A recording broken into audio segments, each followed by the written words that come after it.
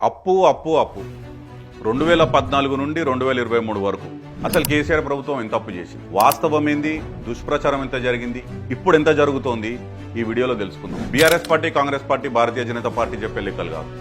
అసలు reserve Bank of India ఏం చెప్తుంది చూద్దాం. రీసెంట్ గా Reserve Bank of India release చేసినటువంటి hand book of statistics on Indian states లో 2014 నుండి 2023 వరకు తెలంగాణ రాష్ట్రంలో కేసీఆర్ ప్రభుత్వం చేసిన అప్పు 3,89,673 కోట్లు. ఎస్, కేవలం 3,89,673 కోట్లు. గ్యారంటీల ద్వారా మరో 38,867 కోట్లు, అంటే మొత్తం కలిపి 4,30,000 కోట్లు. కానీ దుష్ప్రచారం ఎంత జరిగిందంటే కేసీఆర్ ప్రభుత్వం మీద బురద జల్లే ప్రయత్నంలో, ఒక చిలిపి ప్రయత్నంలో, ఒక చిల్లర ప్రయత్నం కేంద్రంలోని బీజేపీ నాయకులు కానీ, రాష్ట్రంలోని కాంగ్రెస్ పార్టీ నాయకులు కానీ ఒకరు 7 లక్షల కోట్లని, ఇంకొకరు 8 లక్షల కోట్లని, మరొకరు 10 లక్షల కోట్లని అడ్డగోలుగా నోటికొచ్చిన దుష్ప్రచారం చేసి స్వయాన ముఖ్యమంత్రి రేవంత్ రెడ్డి గారు నిండు శాసనసభలో నిలబడి తెలంగాణ రాష్ట్రం అప్పుల కుప్పగా మారింది, క్యాన్సర్ పేషెంట్ లాగా మారింది అని చెప్పడం చాలా బాధాకరం. గత కేసీఆర్ ప్రభుత్వాన్ని విమర్శించే చిలిపి ప్రయత్నంలో ముఖ్యమంత్రి రేవంత్ రెడ్డి స్వయాన సొంత రాష్ట్ర ప్రతిష్టను దిగజార్చి మాట్లాడడం,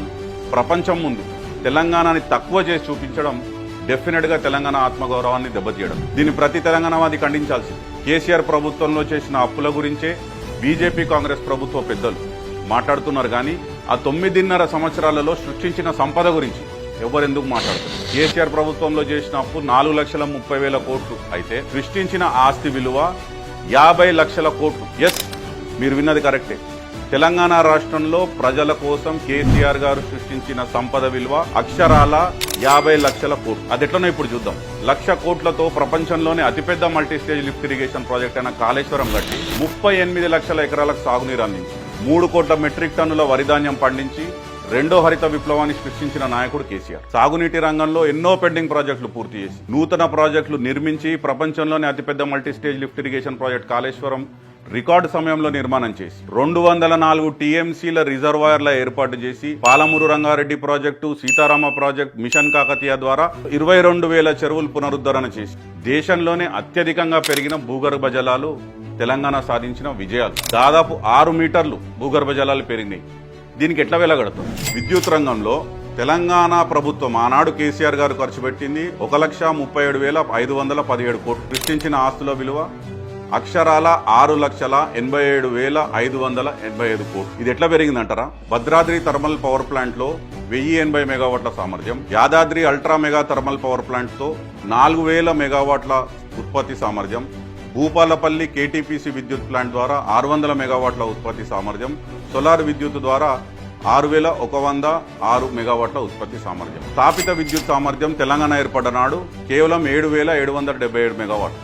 కానీ కేసీఆర్ గారు ప్రభుత్వం దిగిపోయే వరకు అది 19,464 మెగావాట్లకు పెరిగింది వాస్తవం. అదేవిధంగా తలసరి విద్యుత్ వినియోగం 2014లో 1,196 యూనిట్లుంటే 2023 నాటికి 2,140 యూనిట్లకు పెరిగింది వాస్తవం.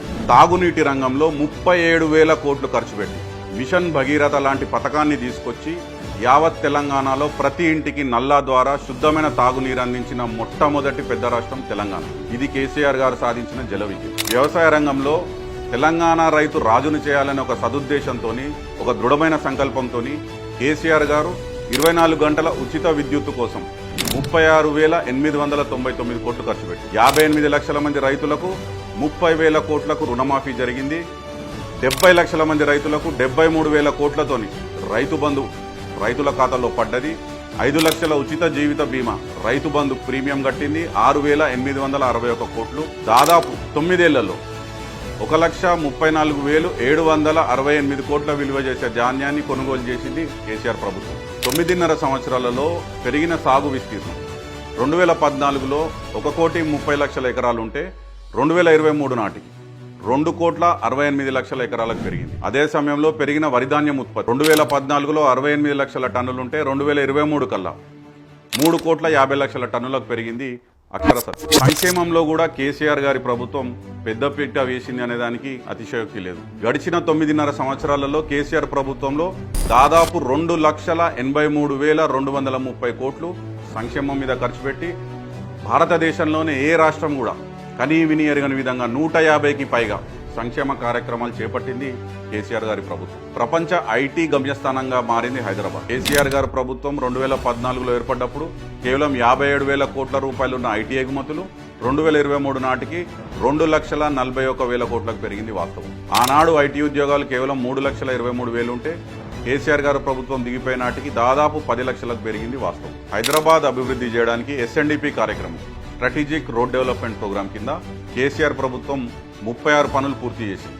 అందులో 19 ఫ్లైఓవర్లు, 5 అండర్ పాస్లు, 7 ఆర్యూబీలు, కేబుల్ బ్రిడ్జ్, స్టీల్ బ్రిడ్జ్, ఇంకో 3 వచ్చర కార్యక్రమాలు. అదే సమయంలో 137 మిస్సింగ్ లింక్ రోడ్లు నిర్మించింది హైదరాబాద్లో ఆనాడు కేసీఆర్ ప్రభుత్వం. నాలా డెవలప్మెంట్ ప్రోగ్రాం కింద 1000 కోట్లు ఖర్చు పెట్టి ఎస్ఎన్డిపి ప్రోగ్రామ్ ని ప్రతిష్టాత్మకంగా తీసుకుని కేసీఆర్ ప్రభుత్వం. పల్లె ప్రగతికి సుమారు 70,000 కోట్ల ఖర్చు, విద్యారంగం 1022 గురుకులాలు, 1005 రెసిడెన్షియల్ జూనియర్ కళాశాలల ఏర్పాట్లు, 85 గురుకుల డిగ్రీ కాలేజ్. వైద్య రంగానికి కేసీఆర్ గారి ప్రభుత్వం ఖర్చు పెట్టింది 61,650 కోట్లు. ప్రతిష్టాత్మకంగా ప్రజా వైద్యం 17,000 నుంచి 34,000 బెడ్స్ కి పెరిగింది. హైదరాబాద్ నలువైపులా సిద్ధమవుతున్న టిమ్స్, వరంగల్లో 2,000 బెడ్స్ తో సూపర్ స్పెషాలిటీ హాస్పిటల్, ప్రభుత్వ 29 మెడికల్ కాలేజీలకు దాదాపు 4,000 కోట్లు ఖర్చు పెట్టింది కేసీఆర్ గారి ప్రభుత్వం. భవనాల విస్తీర్ణం, జిల్లాకో కలెక్టరేట్, జిల్లాకో ఎస్పీ ఆఫీసు, జిల్లాకో మెడికల్ కాలేజ్, మన దగ్గర ప్రతిష్టాత్మకంగా నిర్మించుకున్న సెక్రటేరియట్.